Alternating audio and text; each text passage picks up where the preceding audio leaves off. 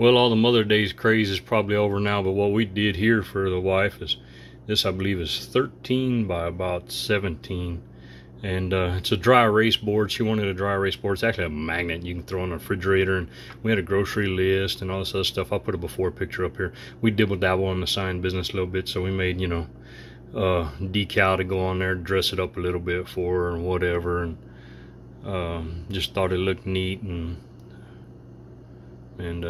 liked it or whatever. So then we got another one that's, I'll show you here.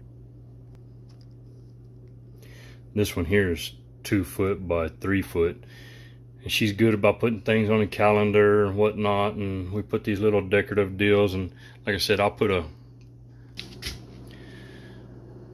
link in the description below, you know, where we got them and whatnot. And since we dibble dabble in the sign business, we dressed them up with some decals or whatever and whatnot. And now we got some dry erase boards, and we can attempt to stay organized. Now I had some pictures, you know, so you can have a little better still motion of what it looked like, what it was, what it is. Don't forget to subscribe. Don't forget to like. Don't forget to comment. Don't forget to get you some dry erase boards from the link in the description below.